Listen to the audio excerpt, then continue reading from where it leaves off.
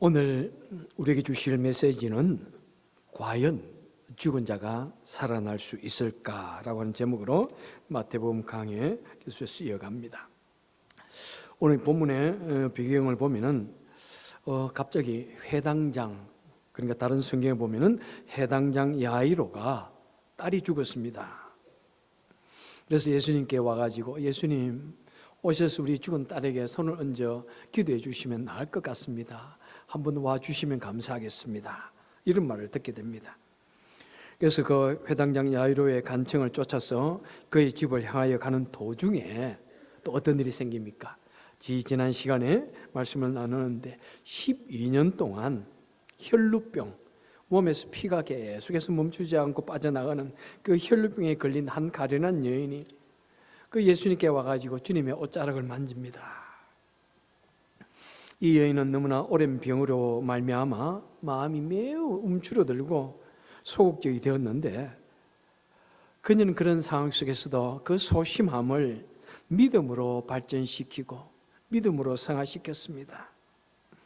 그래서 그는 조용히 아무도 모르게 예수님 뒤에 와서 손을 만지면 낫겠다는 그런 생각으로 예수님의 옷을 만지면 낫겠다는 생각으로 예수님의 옷을 만졌는데, 예수님께서는 그 사실을 아시고 안타까운 그 여인의 그 믿음을 보시고 그 여인을 치유해 주셨습니다.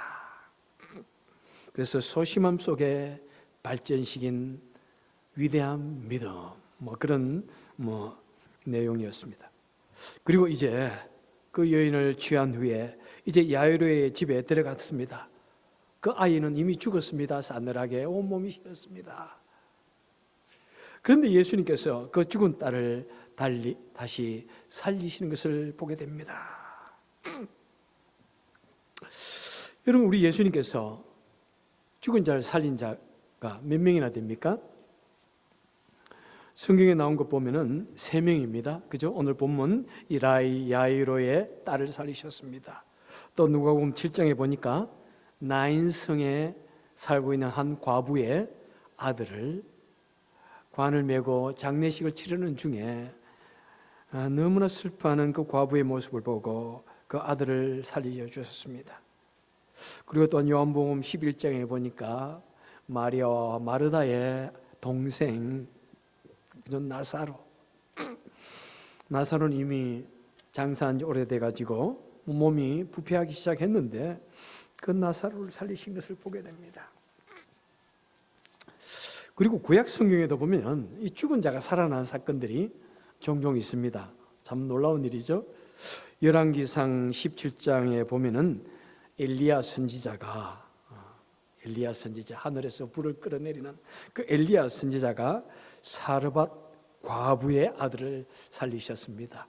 주로 과부의 아들을 많이 살리셨네요. 그죠?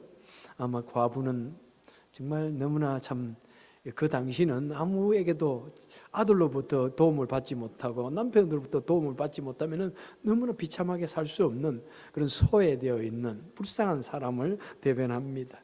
그래서 너무나 불쌍한 과부의 모습을 보고 엘리야 선지자가 또 그 아들을 살리신 것 같습니다. 그리고 열왕기하 4장 14장에 보면은 엘리사 선지자가 자기를 극진히 대접한 그 수넴 여인의 또 죽은 아들을 살려내는 것을 보게 됩니다. 또 그뿐만 아니라 예스겔서 37장에 보니까 어떤 일이 있냐면 하나님께서 에스겔 선지자를 탁 데려다가 한 어두운 골짜기에 탁 데려놓습니다. 근데 거기 가만히 보니까 아마 전쟁으로 말미암아 죽었는지 아니면은 오래된 무덤인지 수많은 뼈들이 완전히 마른 뼈들이 거기에 천지에 널려 있습니다. 수많은 뼈들이 널려 있어요. 그래서 하나님께서 그 에스겔 선지자를 향하여 묻습니다. 인자야, 이 뼈들이 능히 살겠느냐라고 묻습니다. 그러니까 에스겔 선지자가 하나님이 아시지 않습니까? 하나님이 아십니다. 그 말이 살아날 것이라는 그런 강렬한 믿음인지 또는 저는 잘 모릅니다 하는 말인지 모르지만 하나님은 아십니다. 하여튼 이렇게 말합니다. 그러니까 하나님께서 말씀하십니다. 그래, 그러면 너는 내 말을 대신 해가지고 이 마른 뼈들에게 생기가 들어가게 하라. 그래서 에스겔 선지자가 그 하나님의 말씀을 그대로 따라서 대언을 했더니 어떻게 됩니까? 그 뼈들이 막 움직이더니 그 자신이 잃어버린 그 짝을 뼈를 찾아서 막 가가지고 뼈가 툭툭툭툭 맞춰지더니 그 다음에 거기 힘줄이 막 생기더니 거기에 막 살이 붙더니 그 다음에는 거기에 살갗이 붙고 얼굴이 생기고 머리카락이 나오면서 막 순식간에 그 다음에 생기를 불어넣었더니 그들이 살아서 움직이는 사람이 다 되었다. 그리고 큰 군대가 되었다라고 말씀을 하고 있습니다. 지금 마른 뼈들이 참, 여러분 이 이야기 믿을만 하세요? 믿어지십니까? 여러분, 정말 이런 일을 우리가 어떻게 해야 될까요? 믿어지는가요? 그리고 이것이 정말 사실일까? 저는 결코 이런 성경을 그냥 팍 믿지를 못했어요. 저는 너무나 믿지 못했고, 정말 하나님, 이것이 사실인지 내가 확인하지 않으면 나는 절대로 목사가 되지 않겠습니다. 그런 결심을 하고 제가 한국에서 신학대학을 다니고 그 다음에 미국으로 신학교는 내가 신학원은 가지 않을 것이다. 이러고 제가 미국에 왔었죠. 그리고 그런 중에 살아계신 하나님을 만났다고 그랬습니다. 그래서 저는 정말 이런 사실을 믿을 것 같기도 하고 믿어지지가 않은 거예요. 너무나 믿어지지 않은 거예요. 여러분, 정말 이 사실이 믿어집니까? 마음으로부터 믿어져요? 여러분, 만약 이것이 진실인가? 아니면은 진실이 아니면 무엇입니까? 거짓입니다. 그죠? 진실인가? Truth or false? 진실 아니면 거짓. 둘 중에 하나예요, 여러분. 그죠? 그래서 뭐 진실 게임 뭐 그런 것이 있던 것 같아요. 진실의 문화 열려라. 오늘 한번 진실 게임 한번 해볼까요, 여러분? 예수님께서 그 죽은 아이를 살린 것이 과연 진실일까? 엘리야 선지자가 그 죽은 과부의 아들을 살린 것이 과연 진실일까? 하나님께서 그 에스겔 선지자에게 보여주셨던 그 마른 뼈들이 툭툭툭툭 일어나면서 살아나는 것이 과연 진실일까? 거짓일까? 여러분, 이거 뭐 별로 중요하지 않아. 그렇게 생각하시기도 하나요? 뭐 그게 중요한 것이 아니라 그냥 뭐 종교 하나 가지면 되니까 이렇게 생각하시나요? 여러분, 만약 이것이 거짓이라면은 어떻게 됩니까? 이 성경 말씀이 거짓이고 예수님께서 죽은 자를 살렸다는 이 내용이 여러분 거짓이라면은 어떻게 됩니까? 누가 설적 살을 입힌 것이고 그래서 뭐 신화화, 예수님을 높이기 위해서 성경을 믿게 하기 위해서 막 이렇게 거짓을 넣은 것이라면은 어떻게 됩니까?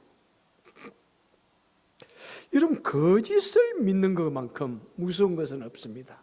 그죠? 거짓을 진리라고 내세우고 그것을 믿게 하는 것만큼 악한 것은 없습니다. 아마 이것이 거짓이라면은 그러면은 우리 인류 역사상, 아니 우주 역사상 가장 큰 사기 사건이 된다고 저는 생각합니다. 여러분, 그러면 예수님의 모습을 한번 가만히 보시고 그의 삶을 보시고 그의 인생을 가만히 연구해 보는데 그 예수님이 사기를 칠 만한 사람입니까? 그런데 실제로 어떤 사람들은 예수님을 믿지 않는 사람도 예수님을 존경한다고 그래요. 어떤 사람은 그래요. 기독교도 좋고 불교도 좋고. 그런데 사실 가만히 믿으면은 기독교 좋고 불교도 좋고는 될 수가 사실은 없거든요. 왜? 예수님께서는 나 외에 오는 것은 다 가짜다. 내가 오직 온리 하나님께 가는 양의 문이다. 그러셨거든요. 오직 내가 오직 길이고 오직 진리다 이러셨거든요. 응? 예수님을 여러분 가만히 생각하면 예수님이 적당히 거짓말 하실 분이라 생각되어집니까? 그 예수님이 참 거짓말을 하셨다. 우리를 믿게 하려고 조금 거짓말을 하셨다. 만약 그렇게 된다면 여러분 어떨까요? 지금 세계 인구가요 79억 6천만 명입니다. 79억 80억에 가깝습니다.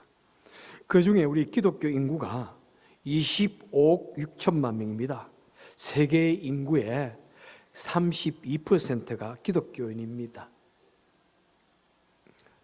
그리고 기독교인 중에서도 미국 기독교인의 약 75%가 부활을 믿는다고 그럽니다. 사람이 죽었다가 살아나는 것을 믿는다고 그럽니다. 한국 기독교인의 60% 정도가 죽은 자의 부활을 믿는다고 합니다. 근데 제 생각에는 한국 기독교인도 적어도 75% 이상은 부활을 믿을 것 같은데, 그것을 이제 준비한 설문단체가 한 가톨릭 교회가 설문조사를 했어요.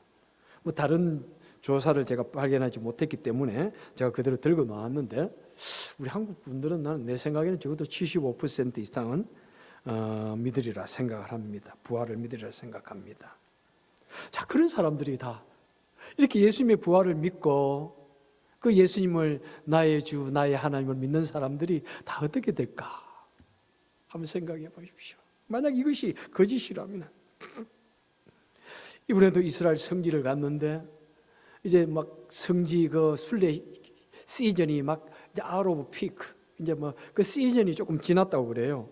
그런데 얼마나 많은 사람들이 몰려들었는지, 뭐 예루살렘 베들레헴 거기에 가니까 막 엄청난 사람들이 모여들어 가지고 정말 뭐 참 너무나 많이 모여들었어요. 그리고 예수님이 태어나신 그 장소에 가서 그 돌이라도 한번 만져보자. 돌이 맨질맨질 달아있어. 한번 만져보자. 어떤 마음을 가지고 우리가 만져보고 싶습니까? 그 수많은 사람들, 그 사람들이 어떻게 될까? 만약 부활이 진실이 아니고 거기에 거짓이 있다면, 그리고 그 거짓에 나중에 쏘았다 느끼면은 여러분 기분이 어떨까요? 돈 몇 푼을 여러분 한 뭐 돈 100불, 200불만 사기 당해도요 기분이 얼마나 나쁜지요. 얼마나 나쁜지. 도둑이 들어와서 내 집에 들어와서 돈 뭐 조금만 훔쳐가고 몇 개만 훔쳐가도 얼마나 기분이 나쁜지요. 화납니다. 그런데 죽은 자가 살아났다고 내가 믿고 그래서 그분을 믿었는데, 그런데 그것이 진실이 아니다, 사실이 아니다? 여러분 그거면 어떨까요? 여러분 우리가 적당히 다른 거는 거짓말을 할 수 있을지 모르지만은 우리가 말할 때 사람 생명의 문제 가지고는, 그죠? 절대로 사기를 치셔서는 안 되는 것 같아. 생명의 문제, 죽음과 삶의 문제를 가지고 어떻게 우리가, 그죠? 거짓말을 하고 사람을 속일 수 있을까요? 그리고 그것을 믿고 따랐던 사람들이 받을 상처는 어느 정도일까요? 그 절망감은 어느 정도일까요? 사도 바울은 고린도전서 15장에서 이렇게 말씀합니다. 만일 그리스도께서 다시 살아나신 일이 없으면은 너희 믿음도 헛되고 너희가 여전히 죄 가운데 있을 것이요. 또한 그리스도 안에서 잠자는 자도 망하였으리니 만일 그리스도 안에서 우리가 바라는 것이 다만 이 세상 삶뿐이면은 모든 사람 가운데 우리가 더욱 불쌍한 자라. 이 부활의 사건이 없다면은 우리 다 망했다 이렇게 말합니다. 우리 다 망했다. 우리 만약 부활이 없다면은 이 세상 모든 사람들에게 중에서 우리 기독교인들이 가장 불쌍한 자이다. 여러분 그렇게 동의하십니까? Are you agree with me? Are you agree with the Apostle Paul? 여러분 특히 나 같은 목사 참 조금 더 남에게 참을 줄 모르고 언제나 비관론적이고 비평론적인 이 사람이 목사가 돼가지고 죽을 힘을 다해서 참아야 되고 하는, 그러면서 살아야 하는 그런 것을 여러분 했는데, 그런데 예수님이 거짓말 하셨다 되면은 여러분 어떨 것 같아요? 그 기분이. 전 삶을 바친 목사, 선교사, 그리고 헌신적으로 봉사하는 우리 성도님들, 내가 쓸 것이 많음에도 불구하고 구별하여 하나님께 바치고, 내가 바쁜 중에도 주님께 나와서 봉사하고, 내가 일하기 싫어도 온갖 어려움 속에서 때로는 사람들의 비평을 받으면서 봉사하는 그분들이 어떨 것 같아요? 정말 참 불쌍한 거예요, 그죠? 속된 말로 폭망하는 거예요. 폭삭 망한다 말입니다. 그냥 망하는 게 아니에요. 폭망하는 거예요. 폭망하는 거예요. 여러분, 만약 성경의 모든 이야기가 다 사실이에요, 그죠? 다 사실이고 너무나 좋은 말들이고 진리예요. 그런데 오직 예수님께서 죽은 자를 살리신 이 사건만 거짓말이면은 예수님 믿을만 합니까? 예수님 너무 좋은 말 하셨잖아. 원수를 사랑하라. 내 겉옷을 가지고 자면은 속옷도 주어라. 얼마나 말이 좋아. 그런데 예수님 조금 죽은 자를 살렸다는 거 거짓말 한 거 it's okay. Are you still going to believe in him? Believe in Jesus? 성경이 정말로 우리가 어떤 확인을 해볼 수가 있어. 하나님이 천지를 창조하셨대. 확인해보니까 정말이야.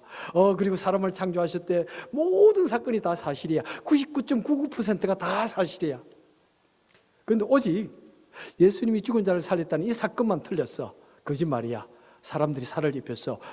그냥 신화야. 0.01%가 거짓말이야. 그러면은 오케이. 우리가 적어도 뭔가 믿어야 되니까, 하나쯤 믿어야 되니까, 믿으면 좋으니까 0.01% 거짓말이라도 믿을 수 있어. 여러분 그러겠어요?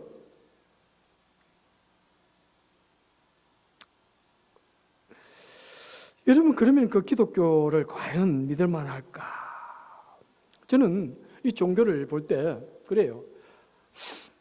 절대로 좋을 수도 있다가 아니에요. 완전한 진리거나 완전한 거짓이거나, 완전한 진리거나 사기거나 두 가지 중에 하나예요. 종교만은 여러분 아셔야 돼요. 종교만은 거기 좋은 말하고 우리 인격을 도야하게 해주니까 믿어도 좋지가 아니에요. 절대로 여러분. 예?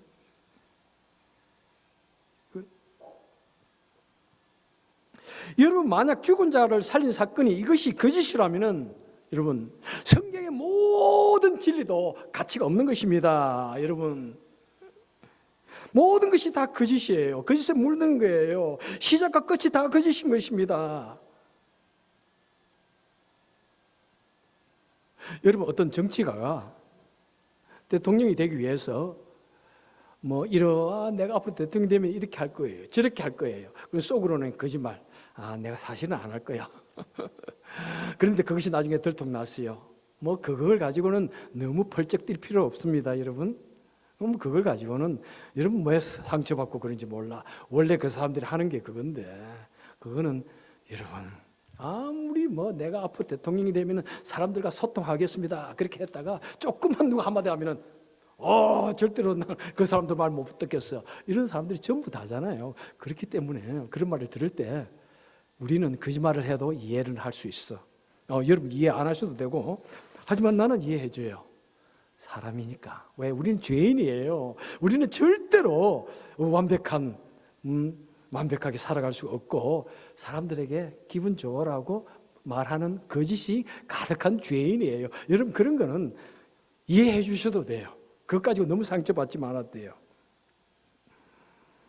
그런데요, 사람의 생명의 문제, 죽음과 삶의 문제를 가지고는 절대로 장난쳐서는 안 되는 것입니다.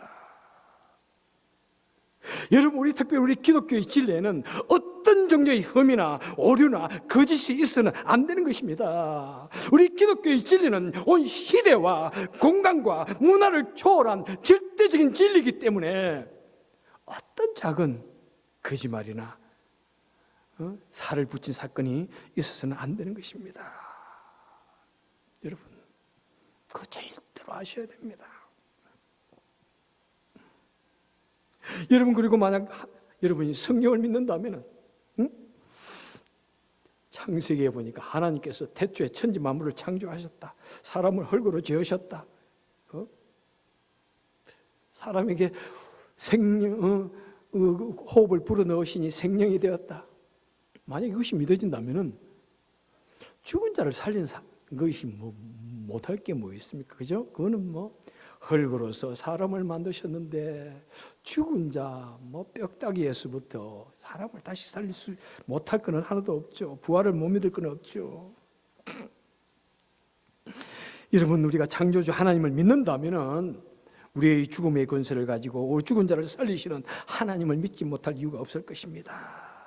왜 그렇습니까? 우리 하나님은 불가능을 가능케 하시고 우리 주님께서는 초자연적인 방법으로 불치병을 치유하셨으며 그리고 심지어 죽은 자도 다시 살리시는 이 능력이 우리는 믿지 못할 이유가 하나도 없는 것입니다. 여러분, 정말 이 사건이 너무나 믿을 수 없기 때문에 오히려 역설적으로 우리가 믿을 가치가 있는 것이죠. 믿음, 여러분, 자연적인 모든 것은 믿음으로 하는 것이 아닙니다. 그건 모든 것이 그 과학적인 원리와 자연적인 원리에서 it's fact예요. 그냥 그건 사실이에요. 그냥 일어나는 거예요. 이 안에 물이 들었습니다. 이런 믿어야 할 것이 아니라 물이 들었어요. 그냥 그래도 안 믿는다 그러면 한번 하늘에 쏟아보면은 알 수 있어요. 그런데 하나님, 죽은 자를 믿는 이 사건, 이거는 믿음 없이는, 믿지 않고서는 우리가 도저히 알 수 없는, 확인할 수 없는 이런 사건들입니다. 그리고 도저히 사람으로서는 가능하지 않기 때문에 믿음이라는 단어, 그렇구나, 우리가 믿어야 되겠구나. 그래서 우리는 기독교를 믿게 되어지고 하나님을 믿게 되어지고 예수 그리스도를 믿게 되어지는 것입니다. 믿어야 할 절대적인 이유가 있는 것입니다. 왜? 그분께서 이 죽음의 권세를 이기시고 죽은 자를 살리셨기 때문에. 여러분, 죽음에서 부활한다고 하는 것은, 죽은 자를 살린다고 하는 것은 어떤 조그마한 거짓말도 있어서는 안 됩니다. 그것은 절대로 거짓이 아닙니다. 여러분, 현대는 그런 것을 얼마나 논리적이고 과학적으로 증명하려고 하는지요. 그러다 보니까 지금은 얼마나 많은 사람들이 이제 종교 자체를 안 가지려고 하는, 그래서 기독교 자체를 믿지 않으려고 하는, 안 믿는, 왜? 내 이성적인 머리로 과학적인 근거로 믿을 수 없는 것은 안 믿으려고 하니까. 그것이 현대 포스트 모더니즘의 문제입니다. 이전에는 내가 믿기는 믿어야 되는데 어떤 걸 믿을까? 기독교를 믿을까? 불교를 믿을까? 이랬는데 요즘에는 아니다, 믿을 것인가 말 것인가? 그냥 안 믿는다, 이것이에요. 그냥 어떤 종교도 안 가지겠다. 여러분, 여기에 만약 어떤 것이 조금이라도 거짓이 있다면 성경은 진리의 책으로 가치가 없습니다. 일부분이 조금 지온 진리라고 할지라도 잠언서가 또는 마태복음 산상부원이 조금 우리에게 좋은 마음을 좀 수양시켜주고 좀 이웃을 좋게 하라는 그런 내용이 아무리 좋은 내용이 있다고 할지라도 어떤 일부분이 거짓이라면 그것은 절대로 진리의 책으로서는 가치가 있을 수가 없습니다. 그래서 사도 요한은 요한복음 5장에서 이렇게 말씀합니다. 요한복음 5장에서 예수님께서 이렇게 말씀하십니다. 진실로 너에게 이르노니 죽은 자들이 하나님의 아들의 음성을 들을 때가 오나니. 예수님께서 말씀하십니다. 죽은 자들이 하나님의 음성을 들을 때가 온다. 왜? 죽은 자들이 다 살아날 것이기 때문에, 언젠가는 그 나라에서 하나님 앞에 서게 될 것이기 때문에 모든 죽은 자들이 흙에서, 먼지에서, 바다에서, 땅에서 다 다시 살아날 것이기 때문에 그때 하나님의 음성, 심판주의 음성을 들은 날이 온다고 예수님은 분명히 우리에게 말씀하고 있습니다. 여러분들이요, 왜 예수님께서 죽은 자를 살리십니까? 예수님께서 이 죽은 자를 살린 죽은 자들이 하나님의 음성을 듣는다고 말씀하십니까? 바로 예수님은 생명의 주관자이심을 우리에게 분명히 보여주십니다. 예수님은 생명을 살리는 자이신 것을 우리에게 분명히 보여주는 사건이기 때문에 그렇습니다. 그리고 예수님은 모든 죽음의 저주를 이기신 분입니다. 아담의 실패로 말미암아 이 세상에 죄가 들어왔고 죽음이 들어왔는데, 이제 예수 그리스도를 통해서 이 죽음의 저주, 죽음의 권세가 깨어지고 이제 생명이 들어왔음을 우리에게 보여주는 사건이 바로 죽은 자를 살리는 사건인 것입니다. 그래서 예수님이 곧 하나님이시다, 예수님이 곧 메시아이시다, 그것을 증명하는 사건으로서 바로 성경은 이 사건을 분명히 적고 있는 것입니다. 여러분, 이것이 조금이라도 거짓이라면 그 예수님의 제자들이, 그 겁 많은 제자들이 어떻게 주님을 위해서 생명을 걸어놓고 주의 일을 감당할 수 있겠습니까? 그 예수님의 제자들, 특별히 사도 바울, 정말 그 사도 바울이 죽음 앞에서도 두려워하지 않냐고 담대하게 복음을 전할 수 있는 이유는 무엇일까요? 고린도후서 1장에서 그는 이렇게 말합니다. 우리가 힘에 지나도록 심한 고생을 하고 우리 마음에 사행 선고를 받은 줄 알았으니 이는 우리가 자기를 의뢰하지 말고 오직 죽은 자를 살리시는 하나님만 의뢰하게 하심이라. 여러분들이요, 우리에게 때로는 시련이 있고 고통이 있고 때로는 죽을 것 같은 그런 어려움을 당한다고 할지라도 우리가 담대할 수 있는 것은 무엇입니까? 그렇습니다. 언젠가는 반드시 죽은 자를 살리시는 그 하나님이심을 믿기 때문에 이 죽음이 두렵지 않는 것이고 이 땅에서의 슬픔과 고통이 두렵지 않은 것입니다. 우리에게는 준비되어 있는 생명의 나라, 영원한 나라, 그 나라가 있기 때문에 우리는 때로는 이 땅에서 어려움을 당해도 이겨내려고 그러고, 때로는 고통스러운 일을 당해도 툭툭 털고 이겨내려고 하고 애를 쓰고, 수많은 고통스러운 일이 생기고 그런 소리가 들려도 주님을 생각하며 주님 때문에 참을 수 있는 그 마음이 생기는 것입니다. 하나님의 말씀을 맺도록 하겠습니다. 여러분, 우리 죽음의 무서운 권세, 이 세상에서, 인간사에서 가장 무서운 권세는 죽음의 권세입니다. 가장 무서운 것은 죽음입니다. 여러분, 그것보다도 더 무서운 것이 있나요?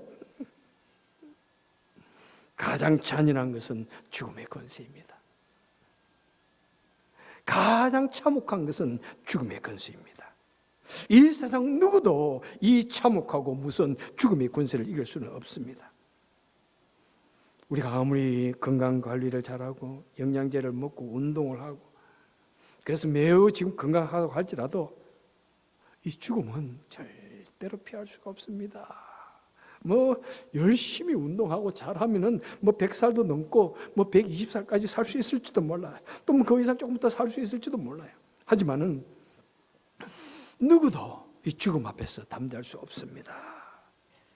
이 죽음은 사람이 가장 두려워하는 것이고 가장 절망적인 순간이고 가장 슬퍼하는 것입니다. 그렇기 때문에 우리 예수님께서는 그 죽음의 권세를 이기시는 그 표로서 바로 죽은 자를 살리셨고, 바로 우리 모두에게 죽음의 권세를 이길 수 있는 그 놀라운 키를 우리에게 주시는 것입니다. 그래서 예수님께서 죽은 나사로를 살리신 후에 하시는 말씀이 무엇입니까? 나는 부활이요 생명이니 나를 믿는 자는 죽어도 살겠고 살아서 나를 믿는 자는 영원히 죽지 아니하리라. 이 놀라운 권세, 죽음의 권세를 이기는 이 놀라운 권세, 영원히 죽지 아니하리라. 이 권세, 이것을 우리에게 다 주시는 것입니다. 여러분, 누구든지 예수 그리스도를 믿기만 하면은, 죽음의 권세를 이기신 그 생명 되신 예수님을 믿기만 한다면은, 여러분, 아무리 내가 못난 죄인이고 연약한 죄인이고 추악한 죄인이라 할지라도 그 주님을 믿으면은, 여러분, 우리는 그 무서운 죽음의 권세, 참혹한 죽음의 권세, 잔혹한 죽음의 권세를 이길 수가 있는 것입니다. 우리 주님께서 이 죽음의 권세를 깨뜨리기 위해서 이 땅에 사람의 몸을 입고 오신 아름다운 성탄절이 얼마 남지 않았습니다. 여러분, 그 성탄절을 그냥 이 세상적인 상업 정신에, 세상의 분위기에 흥청망청하지 마시길 바랍니다. 그 주님의 오심, 이번에 우리 주님 성탄절 오실 때 정말 내 삶을 변화시키시고 나의 모든 기도를 들어주시고 우리 놀라운 기적이 일어나는 그 성탄절이 되기 위해서 그 주님을 간절히 기다리며 사모하여서 이 땅에 오신 그 주님을 정말 내 삶 속에서 인격적으로 만나는 그런 시간 될 수 있기를, 그래서 너무나 우리 인생이 평화롭고 믿음에 찬, 소망에 찬 그런 삶이 될 수 있기를 주님의 이름으로 축원해 드립니다. 기도하겠습니다. 사랑이 많으신 하나님 아버지, 참 감사합니다. 우리는 그렇게 절망적인 존재였습니다. 죽음의 사자가 내 인생의 문을 두드릴 때 우리는 끌려갈 수밖에 없고, 우리는 정말 두려움과 어둠 속에, 절망 중에 무엇인지 알지 못하고 죽을 수밖에 없는 그런 인생인데, 우리 주님께서 이 세상에 오셔서 죽은 자를 살리시고 모든 죽음의 권세를 깨뜨리신 이 놀라운 사건, 여러분, 이 사건이 정말 우리 마음속에 깊이 들어오게 하시고 믿어지게 하시고, 그 예수 그리스도를, 정말 생명 되신 예수 그리스도를 믿는 우리가 되게 하여 주옵소서.